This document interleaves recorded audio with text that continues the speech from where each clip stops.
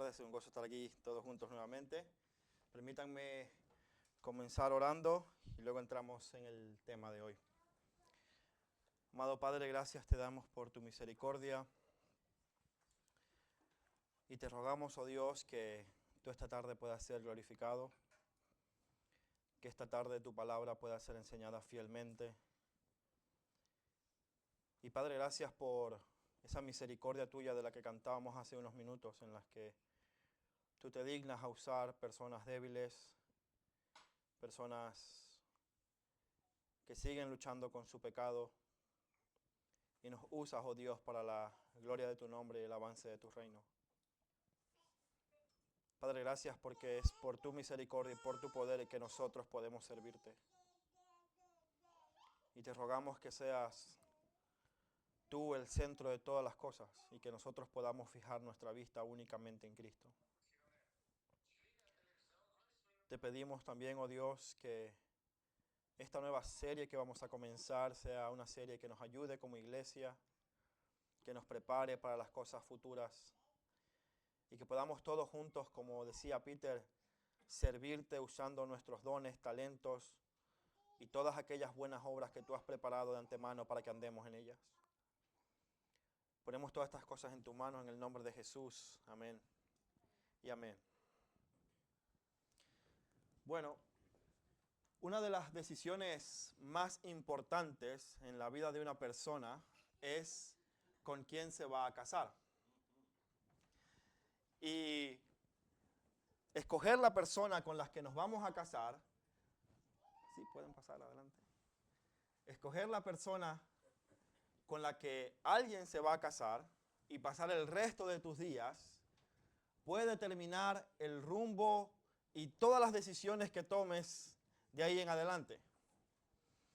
De allí que muchos pastores en iglesias ofrezcamos estos cursos prematrimoniales, ¿no? Para preparar a las personas para ese evento tan importante, para esa decisión tan importante que se va a tomar. Conocer la perspectiva de esa otra persona acerca de Dios, acerca del dinero, acerca de la iglesia, acerca de los hijos. Conocer qué piensa esa persona y qué cree esa persona es fundamental. Repito, una de las decisiones más importantes de nuestras vidas es saber con quién nos vamos a casar. Y de una manera similar, aunque con sus diferencias evidentemente, la iglesia debe también saber escoger muy bien quiénes son los líderes que reconoce sobre ella. Así como un mal cónyuge puede llevar a una persona cristiana a alejarse de Cristo, un mal liderazgo puede llevar a la iglesia a desviarse de la verdad del evangelio. Solo bajo un liderazgo bíblico, los miembros crecen con gozo y dan fruto en toda buena obra para la gloria de Dios. Y evidentemente hay algunas diferencias porque el ministerio no necesariamente es para toda la vida, pero sí es verdad que aquellos líderes que reconozcamos y aceptemos y pongamos sobre nosotros como iglesia tendrán un impacto en la salud espiritual y en la dirección de la congregación. Por esta razón es de suma importancia, amados hermanos, que nosotros sepamos cómo escoger pastores y ancianos sobre nosotros según el modelo establecido por Dios en su palabra.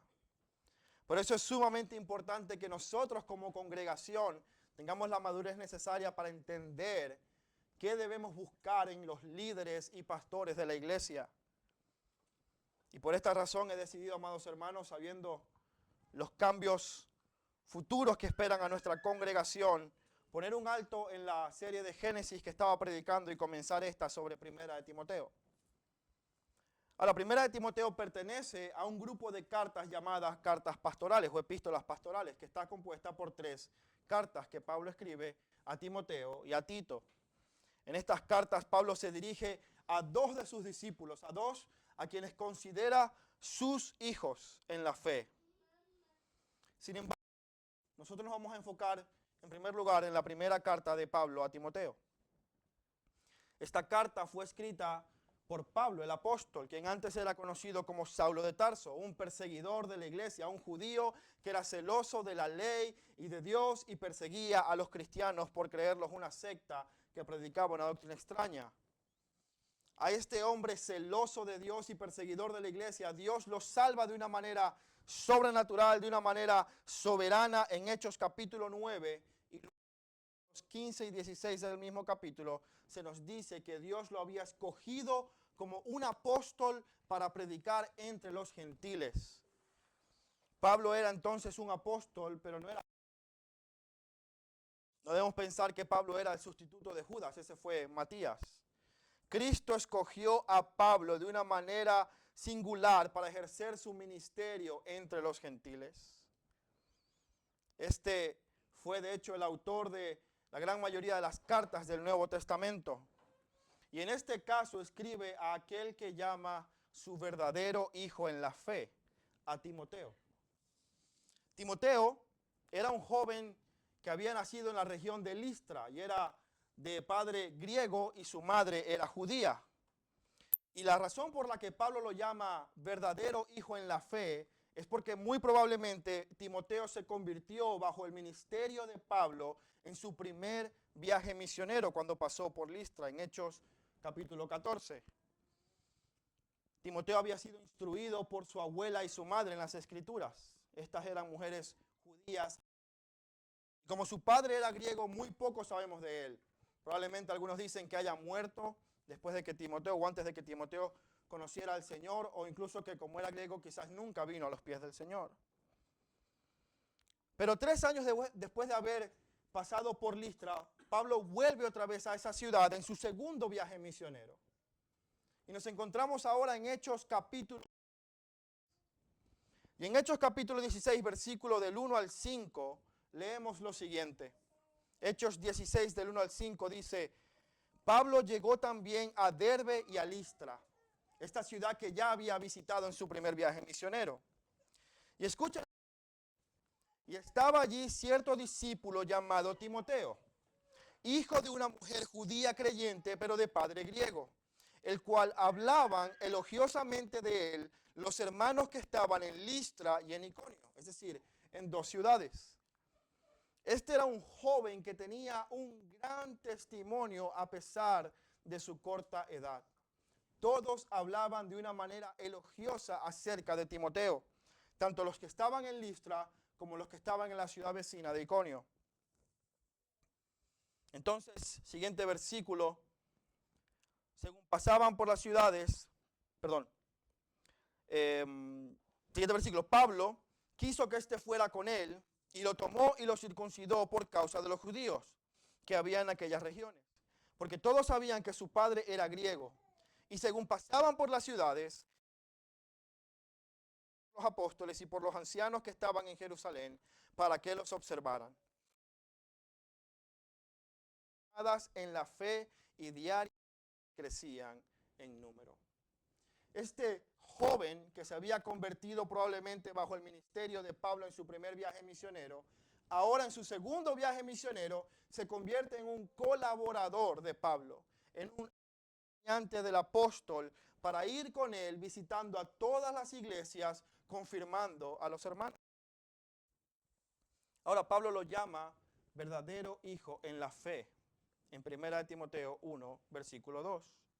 Y la razón por la que Pablo lo llama verdadero hijo en la fe es porque en efecto Timoteo tenía una fe genuina, una fe real, una fe de verdad. No era un falso convertido, no era un joven que estaba jugando al cristianismo, sino que era un joven que tenía la misma convicción que Pablo tenía. Pablo a lo largo de su ministerio tuvo muchos colaboradores, pero al final de su vida muchos de estos colaboradores abandonaron no solamente a Pablo, sino el evangelio por completo. En 1 Timoteo vamos a ver algunos ejemplos.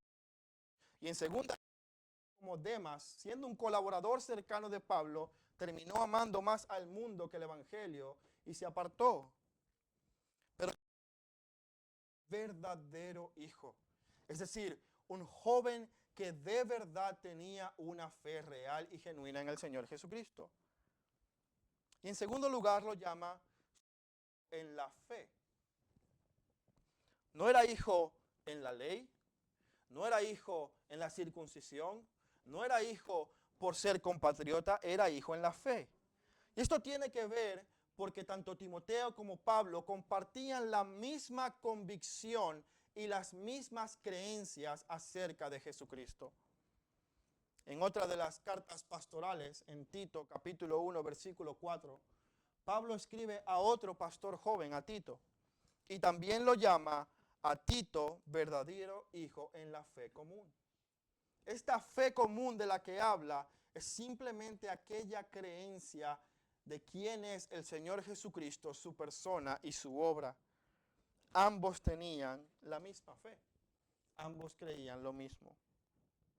De modo que Timoteo era un verdadero hijo en la fe, porque su fe era la misma que la de Pablo. Y esta era una convicción verdadera. Pero no solamente era un hijo, sino que era también un colaborador. Timoteo acompañó a Pablo a partir de su segundo viaje misionero en adelante, incluso estando con Pablo en su primer encarcelamiento en Roma. Al final de su tercer viaje, Pablo es llevado preso en un arresto domiciliario en Roma, donde termina el libro de Hechos en el capítulo 28. Y en ese tiempo de 2 años, Timoteo permanece al lado de Pablo. De hecho, hay 4 cartas que Pablo escribe desde la cárcel a las iglesias: Efesios, Colosenses y Filemón. Y en 3 de ellas, Pablo menciona a Timoteo a su lado. Mire Colosenses capítulo 1, versículo 1. A Pablo, apóstol de Jesucristo, por la voluntad de Dios, y el hermano Timoteo. Filipenses capítulo 1, versículo 1. Pablo y Timoteo, siervos de Cristo Jesús. Y Filemón capítulo 1, versículo 1. Pablo, prisionero de Cristo Jesús, y el hermano Timoteo. Durante sus prisiones y sus aflicciones, este joven había permanecido al lado de Pablo. Solo en la carta a los Efesios no se menciona a Timoteo al lado de Pablo. Pero luego, como vamos a ver en nuestra carta el día de hoy, Pablo envió a Timoteo para pastorear en Éfeso. La relación que estos dos tenían era una relación tanto de paternidad como de fraternidad. Era de padre a hijo espiritual, pero también de hermanos que trabajaban juntos en la misión del evangelio. Y en muchas ocasiones, tan digno de confianza era Timoteo, que sirvió como representante de Pablo ante las iglesias. En 1 Tesalonicenses capítulo 3, versículo 2, dice lo siguiente: enviamos a Timoteo, nuestro hermano y colaborador de Dios en el evangelio de Cristo, para fortalecerlos y alentarlos respecto a la fe de ustedes. Pablo estaba confiando completamente en Timoteo y su fidelidad al Señor para apoyarlo en su misión. Ahora bien, ¿por qué Pablo está en la necesidad de escribirle a Timoteo una carta? ¿Qué había pasado con estos dos que habían estado juntos en esos 2 viajes misioneros, incluso en el encarcelamiento, pero que ahora parecen estar separados? El libro de Hechos nos muestra cómo al final del capítulo 28, Pablo está encarcelado en Roma, enseñando, pero encarcelado en una casa, sin tener libertad para moverse, sino que estaba en un arresto domiciliario. Y aunque el libro de Hechos termina allí, sabemos por otras partes de la Escritura que Pablo fue liberado. En Filipenses, por ejemplo, Pablo, enviando la carta, dice: espero ser liberado. Tenía la convicción y la esperanza de ser liberado. Y luego en las cartas a Timoteo y a Tito vemos cómo Pablo salió y emprendió otros viajes después de su primer encarcelamiento.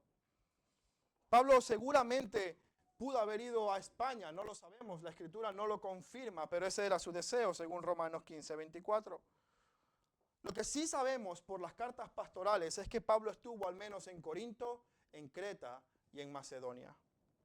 Y es en este momento, cuando se encuentra en ese 4.º viaje, que encontramos el contexto histórico para la carta de primera de Timoteo. Porque este fiel compañero de Pablo, este hijo verdadero en la fe, ahora era asignado por el apóstol para quedarse en Éfeso y ser pastor de esa congregación. Pablo había sido encomendado por Dios para ser el apóstol de los gentiles. Y ahora su discípulo era encargado por el apóstol para ser el pastor de la iglesia de Éfeso. Y todo esto, amados hermanos, fue hecho por el bienestar de la iglesia de Éfeso. Las situaciones que estaban ocurriendo allí necesitaban que Pablo dejara a alguien de su extrema confianza para poner las cosas en orden. Y esto es lo que nos lleva a nosotros a nuestro argumento del día de hoy.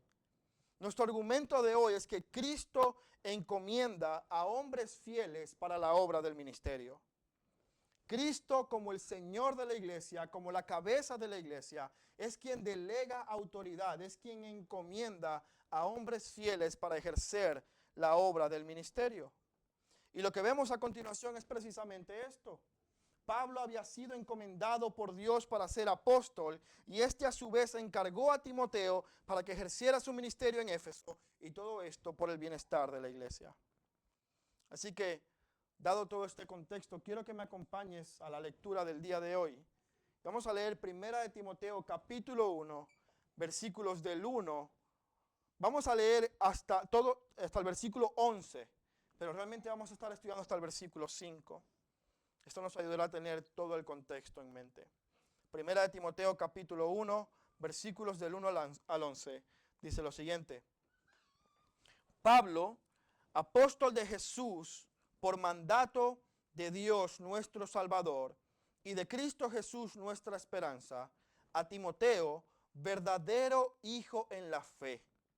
Gracia, misericordia y paz de parte de Dios Padre y de Cristo Jesús nuestro Señor. Versículo 3. Tal como te rogué al salir para Macedonia que te quedaras en Éfeso, para que instruyeras a algunos que no enseñaran doctrinas extrañas, ni prestaran atención a mitos y genealogías interminables, lo que da lugar a discusiones inútiles en vez de hacer avanzar el plan de Dios que es por la fe, así te encargo ahora. Pero el propósito de nuestra instrucción es el amor nacido de un corazón puro, de una buena conciencia y de una fe sincera. Pues algunos, desviándose de estas cosas, se han apartado hacia la vana palabrería. Quieren ser maestros de la ley, aunque no saben lo que dicen ni entienden las cosas acerca de las cuales hacen declaraciones categóricas. Pero nosotros sabemos que la ley es buena si uno la usa legítimamente. Reconozcamos esto, que la ley no ha sido instituida para el justo, sino para el rebelde, para los impíos y pecadores, para los irreverentes y profanos, para los que matan a sus padres o a sus madres, para los asesinos, para los inmorales, los homosexuales, secuestradores, mentirosos, los que juran en falso, y para cualquier otra cosa que es contraria a la sana doctrina, según el glorioso evangelio del Dios bendito que me ha sido encomendado.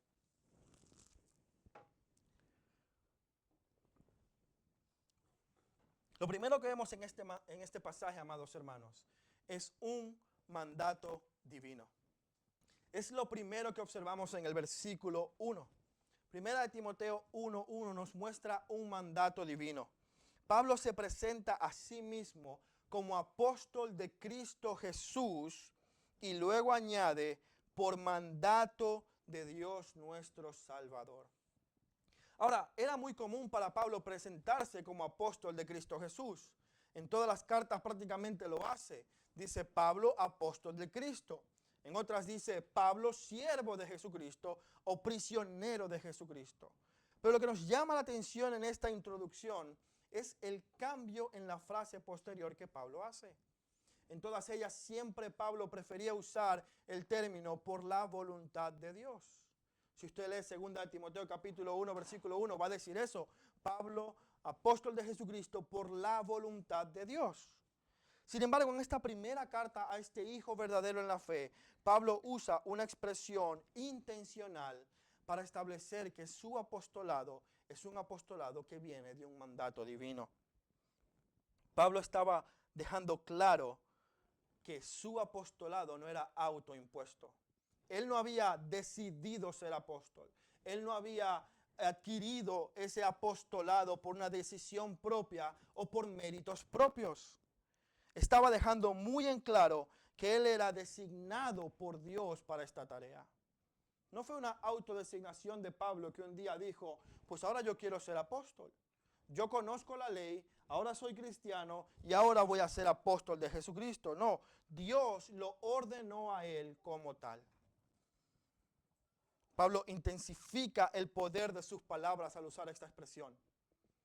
Todo lo que viene a continuación de lo que él va a decir debe ser tomado a la luz de la autoridad apostólica que Pablo ha recibido por mandato de Dios, por orden de Dios, por dirección de Dios, por su propia voluntad. En Hechos capítulo 9, versículos 15 y 16 vemos precisamente esto. En medio del relato de la conversión de Pablo, él queda ciego y Dios le dice a Ananías, un discípulo, ve porque este me es instrumento escogido para llevar mi nombre en presencia de los gentiles, de los reyes y de los israelitas, porque yo le mostraré cuánto debe padecer por mi nombre.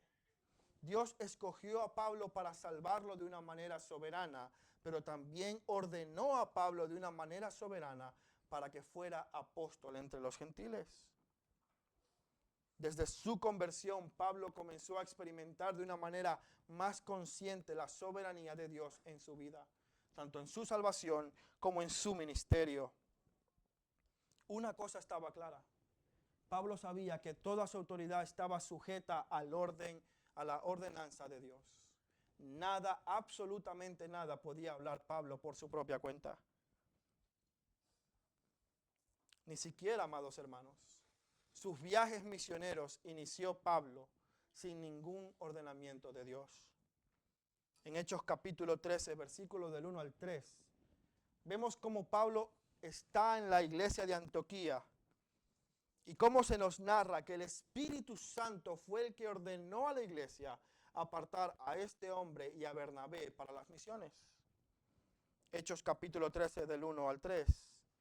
En la iglesia que estaba en Antioquía había profetas y maestros: Bernabé, Simón llamado Níger, Lucio de Cirene, Manaén, que se había criado con Herodes el tetrarca, y Saulo, que es Pablo. Mientras ministraban al Señor y ayunaban, el Espíritu Santo dijo: aparten a Bernabé y a Saulo para la obra a la que los he llamado. Entonces, después de ayunar, orar y haber impuesto las manos sobre ellos, los enviaron. Pablo sabía desde su conversión que Dios lo enviaría a predicar a los gentiles, pero eso no fue lo que él usó. Esa promesa de Dios o ese llamado de Dios no lo usó para ser autónomo. No se mandaba a sí mismo. Pablo era un hombre que estaba bajo las órdenes de Dios. Por eso es de suma importancia ver este cambio intencional de parte de Pablo en esta expresión. Él es el apóstol de Cristo Jesús bajo las órdenes y el mandato divino. Toda su autoridad estaba sujeta a la autoridad suprema de Dios. Amados, hoy en día vemos a muchos autodenominados apóstoles, ¿verdad? Algunos que, motivados por su propio engaño, por su propio delirio o por su ambición de poder, dicen, pues ahora yo soy apóstol. Y ahora yo tengo la autoridad y si no estás bajo mi cobertura, entonces estás en pecado. Pero bien dijo Pablo acerca de estos hombres en 1 Timoteo 1:7, que quieren ser maestros de la ley, aunque no saben ni lo que dicen, ni entienden las cosas acerca de las cuales hablan con tanta elocuencia. Estos hombres no tienen ni idea de lo que hablan, pero se autoproclaman apóstoles. Dicen hablar en nombre del Señor, pero no están sujetos a la voluntad de Dios. Amados, el oficio apostólico en el sentido estricto, en el sentido de los 12 y de Pablo, es un oficio que ya no está vigente. Es un oficio que ya no está disponible para la iglesia local, porque tampoco es necesario.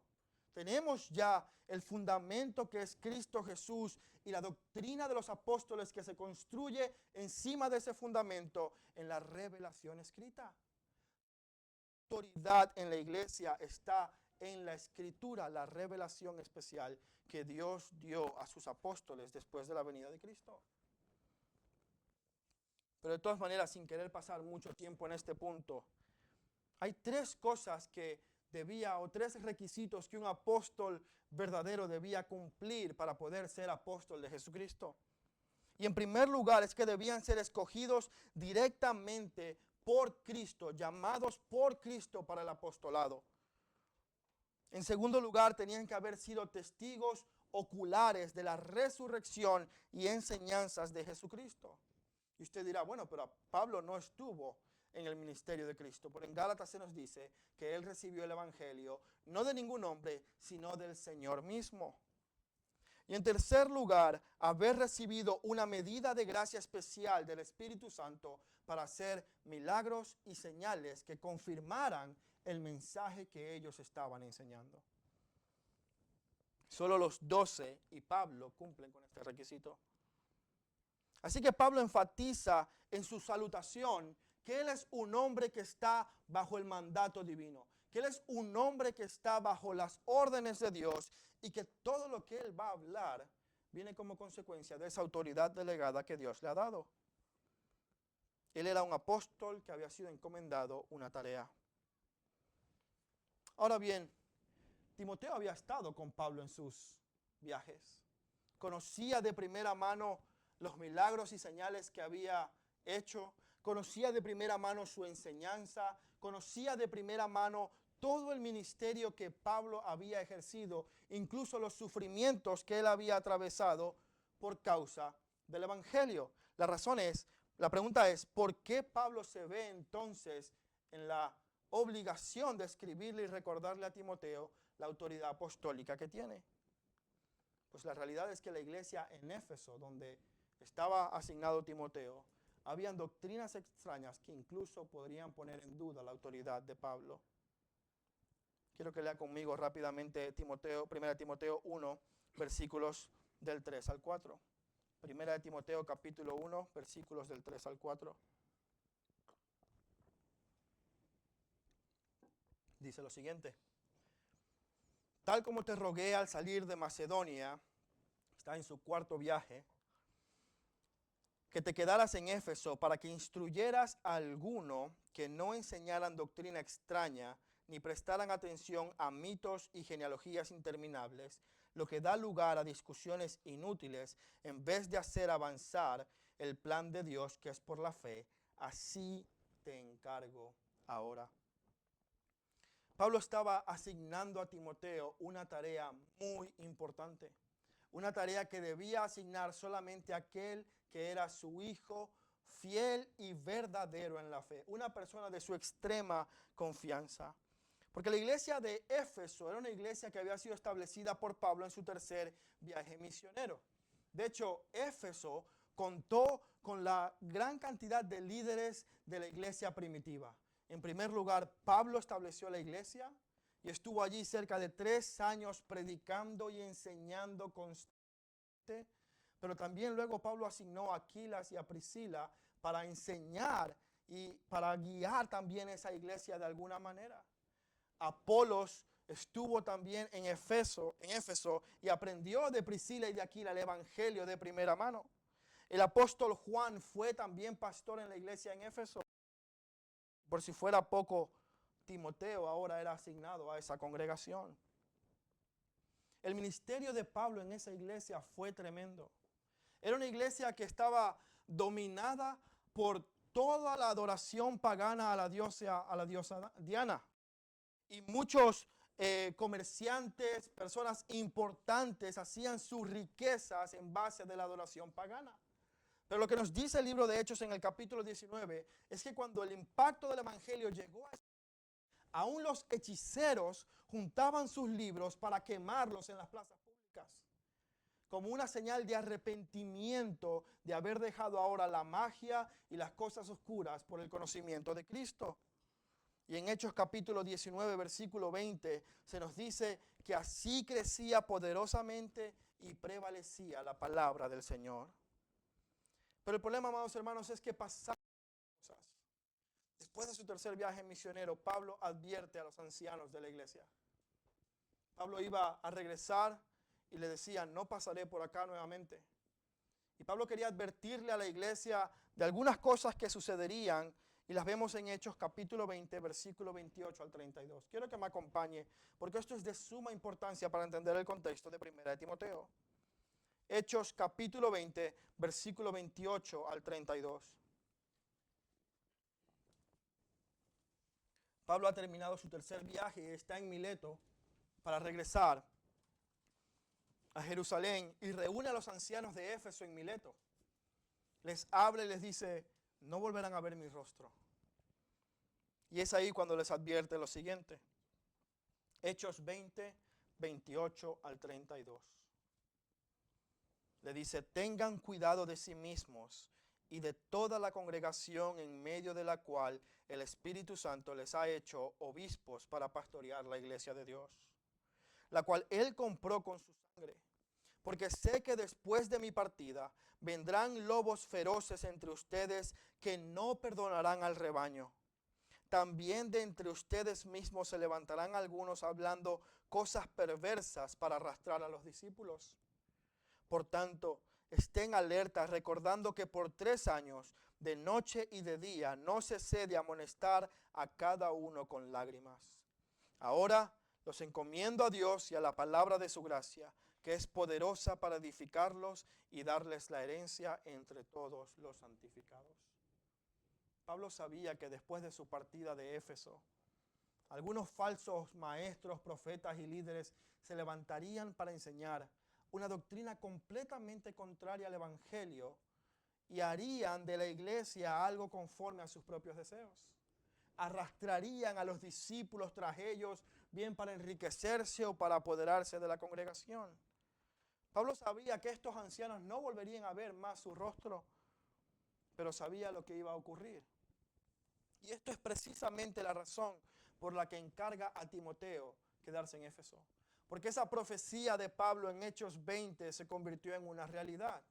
Y lamentablemente la iglesia de Éfeso, a pesar de contar con los grandes maestros y los grandes líderes de la iglesia primitiva, fue una iglesia que constantemente estuvo batallando con toda la falsa doctrina que intentaba entrar en la iglesia. En el versículo 3 de 1 Timoteo 1 lo vemos. Le dijo Pablo a Timoteo, te rogué que te quedaras en Éfeso para que instruyeras a algunos que no enseñen doctrina extraña.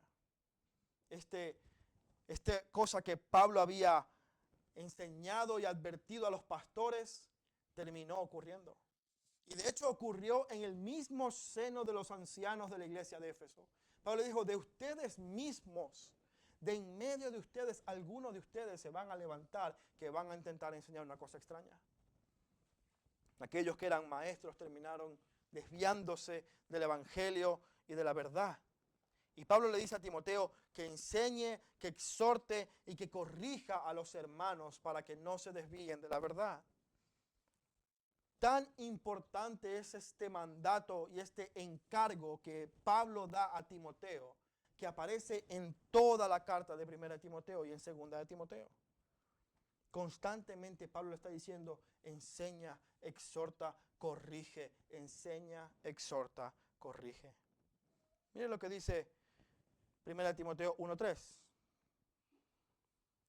Y luego vamos a leer 1 Timoteo 1:11. Dice, te rogué que te quedaras en Éfeso para que instruyeras a algunos que no enseñaran doctrinas extrañas. Miren lo que dice versículos 10 y 11. Bueno, versículo 11. Según el glorioso evangelio del Dios bendito que me ha sido encomendado. Pablo había sido encomendado el evangelio y encargaba a Timoteo para que enseñara y exhortara a aquellos que no enseñaran cosas extrañas. Pero fíjese lo que dice 1 Timoteo capítulo 6. Vamos a ir a los últimos versículos de la carta. Mire la importancia que tiene este encargo que Pablo le da a Timoteo. 1 Timoteo 6, versículos 20 y 21. Después de enseñarle todo lo que quiere comunicarle en la carta, le dice, Timoteo, guarda lo que se te ha encomendado y evita la palabrería vacía y profana y las objeciones de lo que falsamente se llama ciencia, la cual profesando algunos se han desviado de la fe. Tanto en el capítulo 1 como al final de la carta, Pablo menciona exactamente lo mismo. algunos se han desviado, algunos se han enfocado en las genealogías y en la palabrería y se han apartado de la verdad. Algunos ya no tienen una limpia conciencia delante de Dios. Algunos están predicando cosas vanas. Pero tú, Timoteo, guarda la sana doctrina y enseña la sana doctrina y corrige a aquellos que están enseñando algo extraño. La enseñanza de Pablo es que él había sido encomendado al Evangelio como apóstol. Y ahora él encomendaba a Timoteo a guardar ese mismo. El propósito principal de un pastor, amados hermanos, es guardar y enseñar la sana doctrina. El propósito principal de los ancianos en la iglesia es guardar en su propia vida el Evangelio y enseñarlo en todo momento a la congregación. El ministerio pastoral tiene muchísimas áreas, pero la más esencial es la enseñanza y la instrucción. Esto es lo que Timoteo debía hacer. Debía enseñar e instruir a toda la iglesia. Ahora, en el versículo 3 se nos dice que debía instruir a aquellos a que no enseñaran cosas extrañas. Pero el verbo instruir en griego tiene un sentido un poco más fuerte del que tenemos en castellano. En griego significa mandar o incluso advertir, ordenar a aquellos que no enseñaran cosas extrañas. Timoteo debía con autoridad corregir ordenando que no enseñaran cosas que fueran contrarias al Evangelio. Y lo que debía corregir eran las personas que enseñaban una doctrina completamente extraña. Algo que era contrario a la fe que Pablo y Timoteo compartían. De manera que este era el encargo. El apóstol había recibido un mandato divino y ahora estaba encargando a su hijo en la fe. Y en este encargo, Timoteo debía mandar, ordenar y advertir a algunos hombres que dejaran de enseñar cosas contrarias al Evangelio. Estas doctrinas venían en forma de mitos, genealogías y solo producían una cosa. Versículo 4. Ni presten atención a mitos y genealogías interminables, lo que da lugar a discusiones inútiles en vez de avanzar el plan de Dios.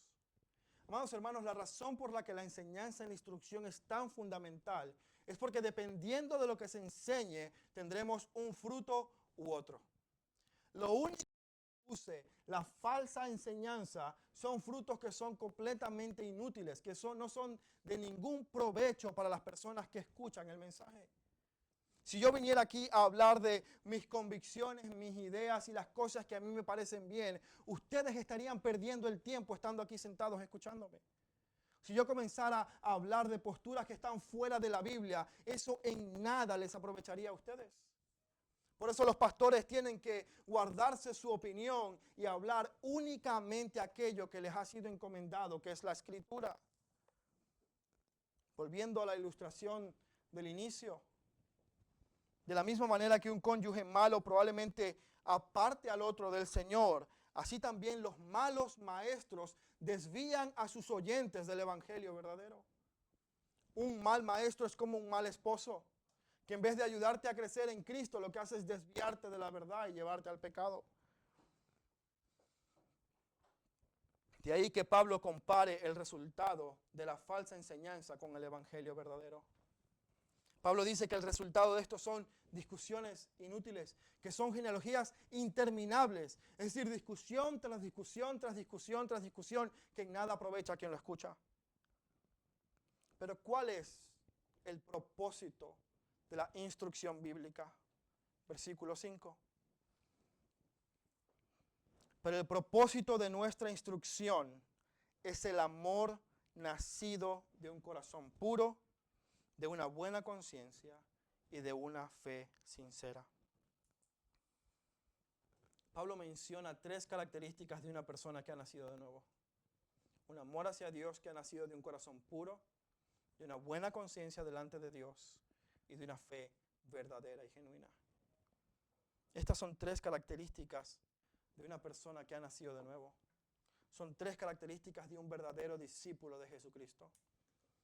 escuchar y exponerte a una enseñanza falsa va a desviar tu atención, como decía Hechos, arrastrando a los discípulos. Mientras que el resultado y el propósito de la instrucción bíblica es guiar a las personas a Jesucristo. Primera de Timoteo 4:16, lo veremos en otra predicación seguramente, pero miren lo que dice carta el apóstol a su hijo verdadero en la fe. Primera de Timoteo 4:16. Ten cuidado de ti mismo y de la enseñanza.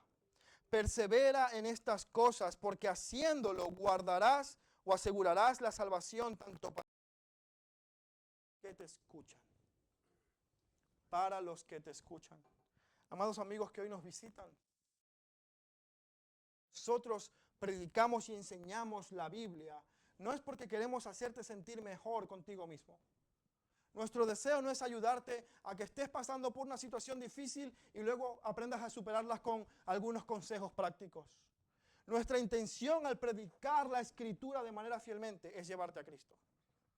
Es asegurarnos de que tus oídos y tu mente y tu corazón están siendo expuestos a la verdad del Evangelio para asegurarnos de que estés escuchando verdaderamente la palabra fiel.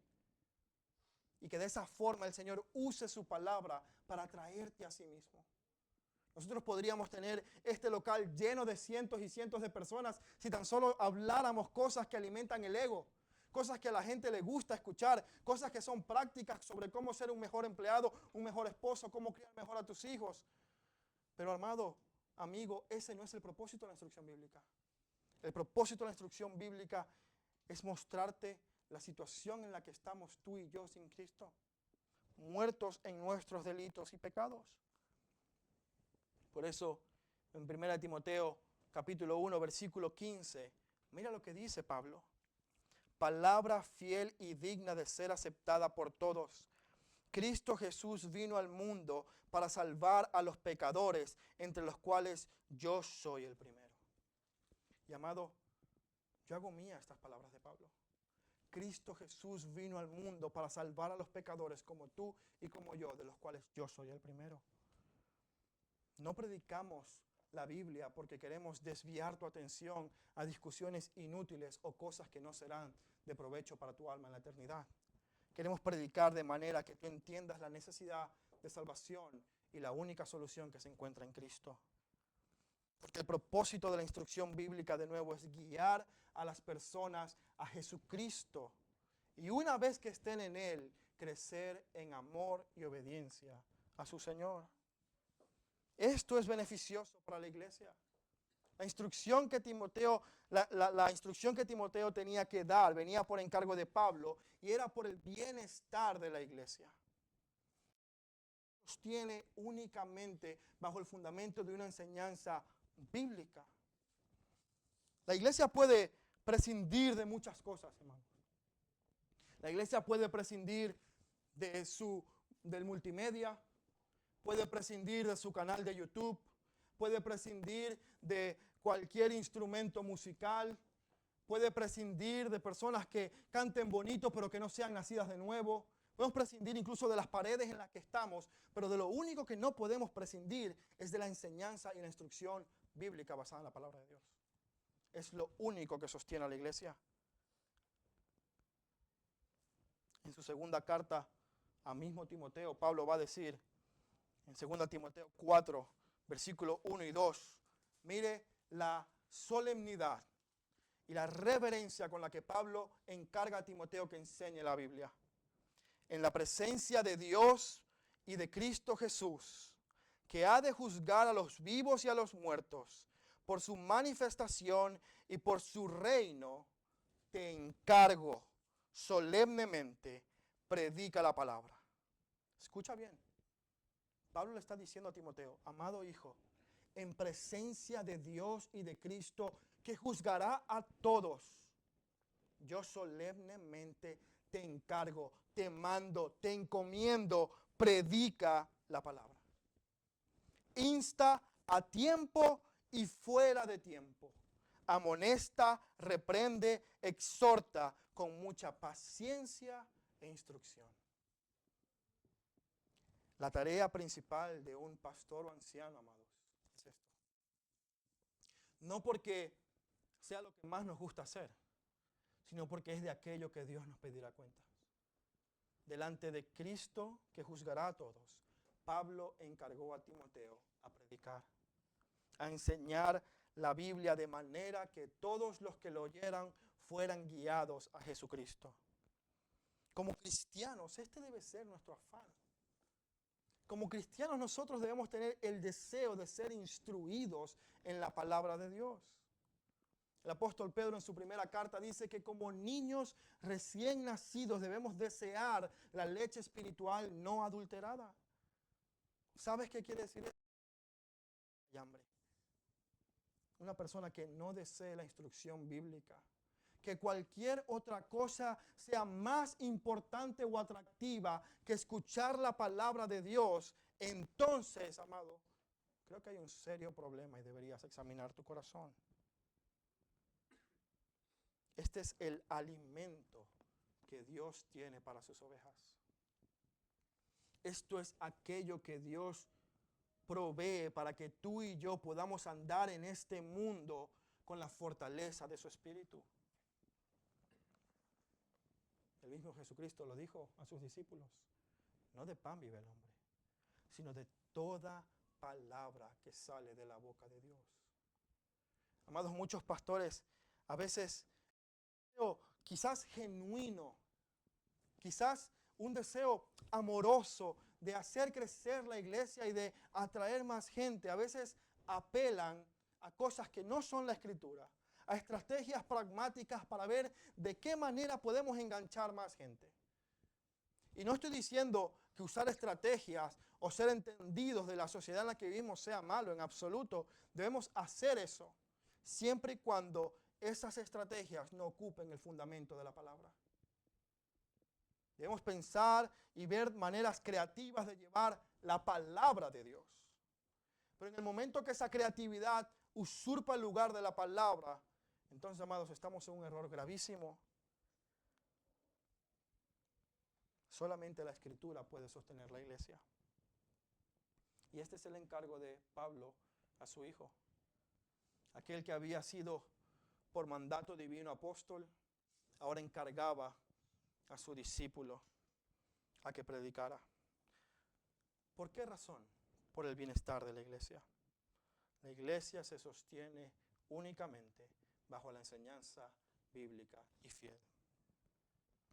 La pregunta es, ¿cómo entonces nosotros vivimos a la luz de esta realidad? Bueno, hay tres cosas que creo nos pueden ayudar a aplicar este pasaje. Todas ellas comienzan con R, por si estás tomando nota. En primer lugar, responsabilizarnos por la instrucción bíblica. Y esto va para aquellos que estamos en el oficio pastoral o aquellos que aspiran al oficio pastoral. Amado, si eres hombre y Dios ha puesto en tu corazón en algún momento servirle, debes entender la responsabilidad y el encargo que Dios hace a los pastores. Después de la resurrección, cuando Pedro se encuentra con Jesús en ese desayuno, esa mañana, Jesús le hace una pregunta a Pedro diciéndole, ¿me amas? ¿Me amas? Y cada vez que Pedro decía que sí, Jesús le contestaba, apacienta a mis ovejas, alimenta a mis ovejas. Pedro, si realmente me amas, por amor a mi nombre, instruye y predica la palabra de Dios a fin de que mis ovejas estén nutridas. Anímalas con la palabra, corrígelas con la palabra, consuélalas con la palabra, pero nunca dejes de usar la palabra. Debemos ser responsables de la instrucción bíblica. En segundo lugar, reconocer a hombres fieles. Pablo no encargó la iglesia de Éfeso a ningún otro hombre porque conocía a quién debía dar la tarea. Sabía que había pocos trabajadores suyos, de hecho solamente dos, Tito y Timoteo. Solo a estos dos encargó poner las cosas en orden donde había desorden y posible desvío del evangelio. Como iglesia debemos evaluar y reconocer a aquellos hombres en medio nuestro que Dios está levantando, que sean fieles, probados, con un carácter, los requisitos de Dios establecidos en su palabra, pero que al mismo tiempo también sean aptos para enseñarnos. Como congregación debemos reconocer a estos hombres. Debemos evaluarlos, someterlos a prueba. Y una vez sean aprobados y, como dice la Biblia, sean irreprochables, entonces reconocerlos como fieles ministros de Jesucristo para nosotros. Y en último lugar, recibir la instrucción bíblica. Responsabilizarnos por la instrucción, reconocer hombres fieles y recibir la instrucción bíblica. Nuevamente, iglesia, nosotros no venimos aquí a que nos calienten la oreja con cualquier cosa que queramos escuchar. Si realmente has nacido de nuevo, si realmente Cristo mora en ti por medio de su Espíritu Santo, la instrucción bíblica es lo que tú vienes buscando. No vienes buscando, sí, vienes buscando compañerismo y comunidad, sí, porque eso es parte del cristianismo. No se puede vivir sin comunidad, pero vienes con hambre de ser instruido, de recibir el Evangelio cada día, cada domingo, de una manera predicada fielmente. Y esto significa, amado, en tu corazón está el deseo de ser exhortado y corregido cuando tu andar no sea conforme al Evangelio. Y esto lo digo incluso para mí mismo, porque la instrucción bíblica no es algo que los pastores damos, pero no recibimos. Como pastores primeros tenemos que tener cuidado de nosotros mismos, como Pablo le dice a Timoteo. Ten cuidado de ti mismo y de la enseñanza. Los pastores tenemos que ser también instruidos, y eso es una labor también de la congregación. Por eso, amados, no hay una iglesia que pueda realmente ajustarse al modelo bíblico en el que solamente haya un pastor. Porque es en ese cuerpo de ancianos que gobiernan bien la iglesia que los pastores también se nutren y crecen. Que también son probados y examinados. Si no recibimos la instrucción bíblica, entonces nuestro andar será igual que el de Hechos 20. Seremos arrastrados por la filosofía del mundo. Nuestra mente se amoldará a la misma forma que nuestros compañeros de trabajo, nuestros vecinos o familiares que no son creyentes. Por eso, lo único de lo que no podemos prescindir es la Escritura enseñada. Y, amados, es la única forma de poder cumplir aquello que Pablo dice en 1 Timoteo 3:15, cuando habla de la iglesia como la columna y el sostén de la verdad. La iglesia es en última instancia la columna y el baluarte del Evangelio. La iglesia necesita hombres fieles que instruyan, porque es la iglesia la que sostiene el Evangelio. No es un trabajo solamente de los pastores, es un trabajo de cada uno de los miembros. La pregunta es, ¿estamos dispuestos a aceptar el encargo? Oremos. Amado Padre, gracias te quiero dar por tu palabra. Gracias te quiero dar porque eres tú, oh Dios, quien nos muestra tu voluntad revelada en la Escritura. Señor, y yo reconozco mi incapacidad para poder predicar tu palabra y lograr algún efecto en las mentes y corazones de quienes me escuchan. Señor, yo no puedo ni siquiera producir ningún efecto en mi propio corazón. No puedo ni convencerme a mí mismo por mi propia fuerza de la verdad. Es tu Espíritu Santo quien tiene que hacerlo. Y por eso yo te ruego que por medio de tu palabra tú convenzas a todos aquellos que no te conocen hoy de la necesidad de Jesucristo. Pero que también a nosotros como iglesia nos convenzas del encargo que tenemos de ser responsables de la instrucción, reconociendo buenos líderes sobre nosotros y recibiendo la instrucción bíblica que nos ayudará a crecer en conocimiento, amor y obediencia a tu nombre. Todo esto te lo pido para tu gloria y la edificación de tu pueblo. En Cristo Jesús. Amén.